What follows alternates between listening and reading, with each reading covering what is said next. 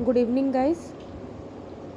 मैंने social issues के अभी तक 3 लेक्चर्स दे दिए हैं। जिसने नहीं देखे हैं तो वो पहले देख लीजिए।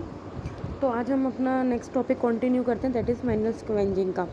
मैनुअल स्क्वेंजिंग आप सब लोग जानते होंगे, नहीं जानते तो मैं आपको बता दूंगी। फ़िलहाल न्यूज़ में देख लेते हैं वो न्यूज़ में क्यों थी कि ministry of social justice and empower में इन्फॉर्म किया है राज्यसभा को कि 282 people has already died while cleaning sewers and septic tanks in the country between 2016 and November 2019। मतलब कि 3 सालों के बीच में 282 लोगों की मौत हो चुकी है, या तो सीवेज क्लीन करते हुए या फिर कोई सेप्टिक टैंक, गंदे टैंक्स, सीवेज वगैरह ये सब क्लीन करते हुए इनकी डेथ हो चुकी है। मैनुअल स्क्वेंजिंग एक इसका कॉन्स्टिट्यूशनल प्रोविज़न भी है। जो सैनिटेशन है वो पहली बार स्टेट सब्जेक्ट है। कॉन्स्टिट्यूशन ऑफ इंडिया में एबॉलिश हुई थी अनटचेबिलिटी आर्टिकल 1917 में, ये आपको पता होगा। कास्टिज्म बेस्ड डिस्क्रिमिनेशन आर्टिकल 15 के अगेंस्ट प्रोहिबिट है। कॉन्स्टिट्यूशन के अकॉर्डिंग आर्टिकल 21 में सबको राइट टू लाइफ है with the dignity. It is a universal recognised right endorsed by the Universal Declaration of the Human Right by the way of Article 1, 22 and the 23। Ministry of social justice and empowerment ने responsible किया है कि manual scavengers का rehabilitation करेंगे and it implements the self employment scheme of for rehabilitation of the manual scavengers, prohibition of employment as manual scavenger and their rehabilitation act 2013। ये जो act है 2013 में आया था कि जो मैनुअल स्क्वेंजर्स हैं उनको हमने एम्प्लॉयमेंट को उनको प्रोहिबिट करना है। इसमें क्या करना है कि एलिमिनेट करना है insanitary latrines and survey of the manual scavengers and their rehabilitation. ये प्रोहिबिट करता है employment as manual scavengers, hazardous manual cleaning of the sewage, septic, यानी prohibit dry latrines of all kinds of manual cleaning. जो भी excreta है उसको clean करना manually ये प्रोहिबिट करता है। Under section 8 of this act जो भी पर्सन इस चीज़ को वायलेट करता है उसको 2 ईयर्स तक की इम्प्रिजमेंट हो सकती है, साथ ही फाइन उसको 12 लाख तक का हो सकता है, और ये इम्प्रिजनमेंट 5 ईयर्स तक एक्सटेंड भी हो सकती है, और फाइन इसका 15 लाख तक भी जा सकता है, या फिर दोनों होगा।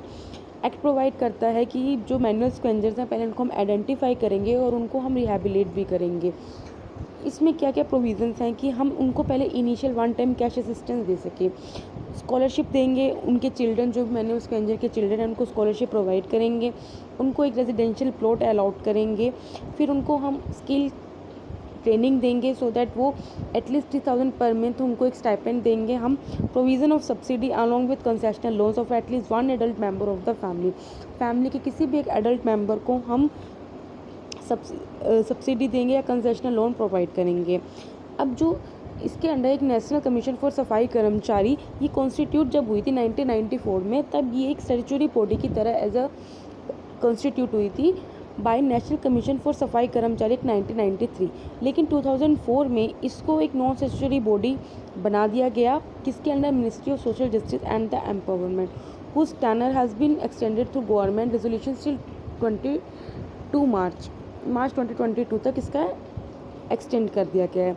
इसमें एक चेयरमैन होता है जो कि जिसका rank union minister of state होता है, 4 मेंबर्स होते हैं, इसमें एक लेडी मेंबर भी होता है।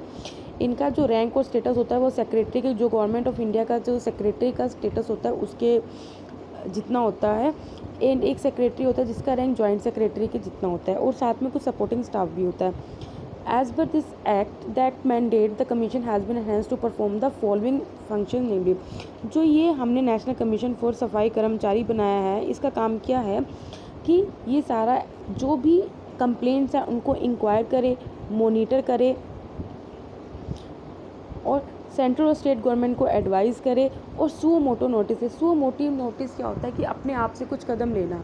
लाइक अगर मेरे खिलाफ़ कुछ गलत हुआ है तो एक तो मैं जाके कंप्लेंट कर रही हूँ, ठीक है, लेकिन अगर कोर्ट को लग रहा है कि हाँ किसी के साथ बुरा हुआ है, कुछ हुआ है, तो खुद से एक एक्शन लेता है, तो उसको सुओ मोटो एक्शन होता है कि खुद एक एक्शन लेना किसी और के लिए। समझ में आई। एक रिलेटेड न्यूज़ है, हैदराबाद म्यूनिसिपल कॉरपोरेशन ने एक बंदीगुट नामक एक रोबोट को प्रोक्योर किया जो कि मैनुअल क्लीनिंग करेगा, which could help and the practice of manual scavenging, जो कि मैनुअल स्क्वेंजिंग के प्रैक्टिस को एंड करने में मदद देगा। तो ये आपसे पूछ सकते हैं कि बंदीगुट है क्या, बंदीगुट किससे रिलेटेड है, और अगर है तो ये कौन से स्टेट ने इसको स्टेप को लिया है।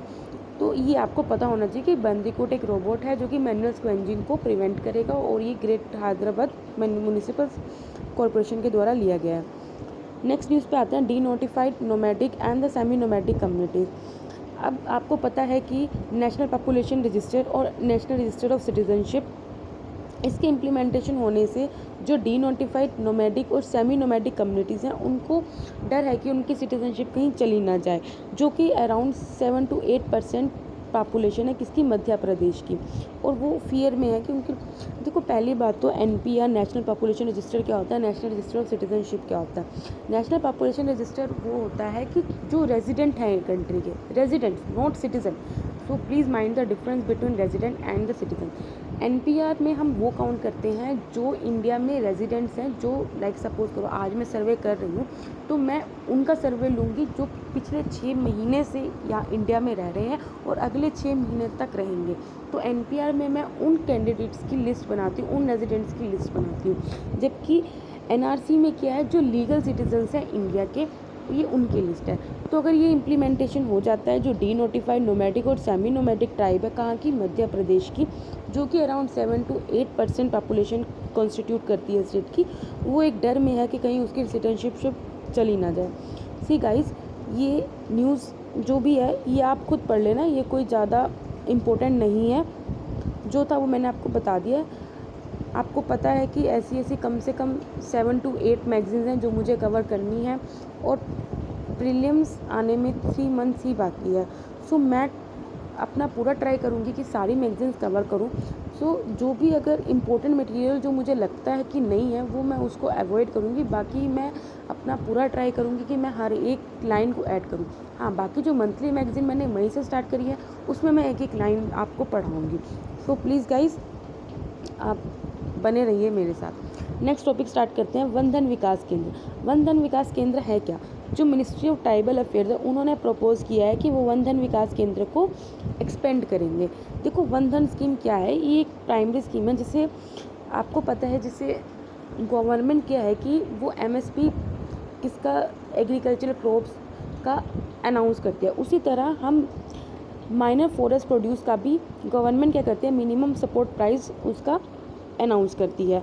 अब हमें क्या करना है कि जो माइनर फॉरेस्ट प्रोड्यूस है उसका मैकेनिज़्म उनको मार्केटिंग करना है और उसके लिए वैल्यू चेन का डेवलपमेंट करना है। अब वो कैसे करेंगे, तो वही काम करेंगे वन धन विकास स्कीम।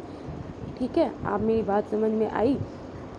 आपको क्या करना है, जो भी ट्राइबल्स का माइनर फॉरेस्ट प्रोड्यूस है उसको हमने मार्केटिंग करना है और उसके लिए हमने डेवलपमेंट करना है वैल्यू चेन की, सो दैट वो उनका जो फॉरेस्ट प्रोड्यूस है वो अच्छी जगह सेल हो सके, उनको उसके अच्छी कीमत मिल सके। तो पहले आप देख लो कि माइनर फॉरेस्ट प्रोड्यूस होता क्या है। Minor forest produce non timber forest produce होता है, फॉरेस्ट का ही प्रोड्यूस होता है लेकिन नॉन टिम्बर, वुडन नहीं होता इसमें।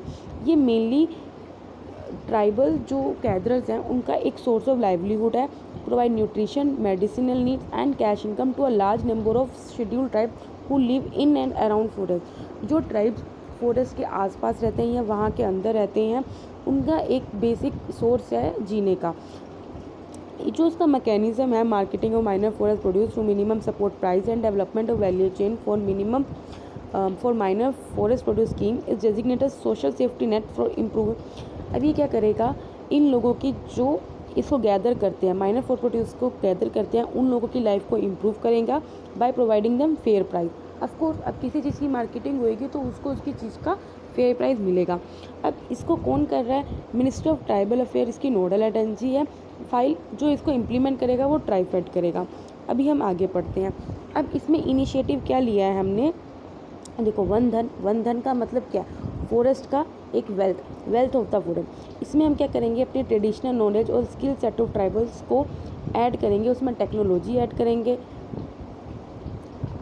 अपनी IT नॉलेज ऐड करेंगे। ट्राइफाइड क्या करेगी, वन धन विकास केंद्र से बनाएगी। वन धन विकास केंद्र में क्या आएगा, self help groups, 10 self help groups से मिलके एक विकास केंद्र बनेगा, वन धन विकास केंद्र। और हर एक सेल्फ हेल्प ग्रुप में 30 ट्राइबल्स होंगे, 30 ट्राइबल MSP गैदरर्स होंगे। Each kendra would act as a common facility centre for procurement cum value addition to locally available minor forest produce and skill based handicraft. Training and technical support इस जो भी training और technical support है वो कौन देगा, TRIFED agency. ठीक है। स्कीम इम्प्लीमेंट की जा रही है किसके द्वारा, ministry of tribal affairs at the centre level, और जो नेशनल लेवल पे ट्राइफेड उसको देखेगा। स्टेट लेवल पे स्टेट नोडल एजेंसी होएगी, और लोकली में ये केंद्र, वंदन केंद्र लोकल लेवल पे होंगे। एम क्या है कि various schemes and initiative of other state, central and state level department agency हैं। ठीक है। ट्राइफेड के बारे में देख लेते हैं। Tribal cooperative marketing department federation of India, 1987 में आया था ये नेशनल लेवल एपेक्स ऑर्गेनाइजेशन। देखो याद रखना कि ना स्टैट्यूटरी ना कॉन्स्टिट्यूशन है, ये एपेक्स ऑर्गेनाइजेशन है जो किसके अंडर एडमिनिस्ट्रेटिव कंट्रोल, किसके अंडर काम करता है, मिनिस्ट्री ऑफ ट्राइबल अफेयर। इसका अल्टीमेट ऑब्जेक्टिव यही है कि वो ट्राइबल पीपल के वेलफेयर के, सोशियो इकोनॉमिक डेवलपमेंट के लिए काम करता है। तो गाइस होप सो आपको समझ में आएगा। कुछ नहीं है, वंदन विकास केंद्र है, वो हम एस्टेब्लिश करेंगे सो दैट क्या है, जो माइनर फॉरेस्ट प्रोड्यूस हैं शेड्यूल्ड ट्राइब्स के, उनको उनकी अच्छी कीमत मिल सके, क्योंकि हम मार्केटिंग करेंगे उनके लिए, development supply chain method, supply chain value chain का डेवलप करेंगे, तो इसके थ्रू इन्हें उसके फेयर प्राइस मिलेंगे। गाइस दिक्कत हो तो आप मुझे बताना। जो रिस्पॉन्सिबिलिटी है for purchasing MFP on MSP will be state designated. जो भी एमएसपी से इनका एमएफपी खरीदेगी, जो भी माइनर फॉरेस्ट प्रोड्यूस खरीदेगा, वो कौन खरीदेगा, स्टेट के डेजिग्नेटेड एजेंसीज खरीदेंगी। स्कीम क्या करेगा, उनको प्राइमरी वैल्यू एडिशन भी देगा, supply chain, cold storage, warehouses, इन सब की भी प्रोवाइड करेगी फैसिलिटी। ये स्कीम सारी स्टेट्स में एप्लीकेबल है। नेक्स्ट न्यूज़ पे रहता है Eklavya model residential school. Eklavya model residential school, इसमें ये क्या है कि ये मेनली ट्राइबल एरियाज़ में सेटअप होंगे। 2022 तक 400 Eklavya model residential school establish हो जाएंगे या उससे ज़्यादा। जो एकलव्य मॉडल रेजिडेंशियल स्कूल्स हैं, ये इम्प्लीमेंट कौन कर रहा है, मिनिस्ट्री ऑफ ट्राइबल अफेयर्स कर रहा है। कहाँ पे, ट्राइबल एरियाज़ में कर रहा है। ये जो एकलव्य मॉडल रेजिडेंशियल स्कूल है, इनको ग्रांट कौन दे रहा है, स्टेट दे रही है और यूटी दे रही है under the article 275(1) of constitution of India. ठीक है। आपको याद रखना है कि ग्रांट्स जो सेंटर है वो स्टेट को किस आर्टिकल के अंडर देते हैं, अंडर आर्टिकल 275 स्टेट और यूटी को ग्रांट्स मिलते हैं। मैनेजमेंट जो होगा हर एक एकलव्य मॉडल रेजिडेंशियल स्कूल का, वो अंडर किसी भी रेप्यूटेड लोकल एनजीओ के अंडर ही उसका मैनेजमेंट किया जाएगा। ऑब्जेक्टिव क्या है, ऑब्जेक्टिव यही है कि हम मिडिल या high level education scheduled tribe के स्टूडेंट्स को दे सकें रिमोट एरियाज़ में, मतलब कि जहाँ पे ज़्यादा स्कूल्स नहीं हैं, अच्छे स्कूल्स नहीं हैं, तो वहाँ पे हम उनको एजुकेशन प्रोवाइड कर सकें। Enable them to avail of reservation, हम चाहें कि उनको वो रिजर्वेशन का फ़ायदा उठा सकें।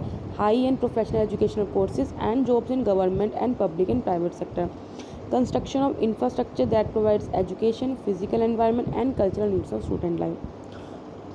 So guys, इतना ही रखते हैं। सेकंड पार्ट आपका कंप्लीट हो गया है, कल से मैं आपको थर्ड पार्ट स्टार्ट कर दूँगी।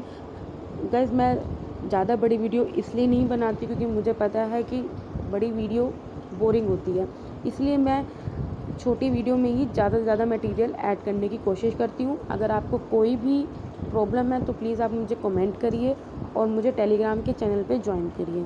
Thank you, bye bye guys.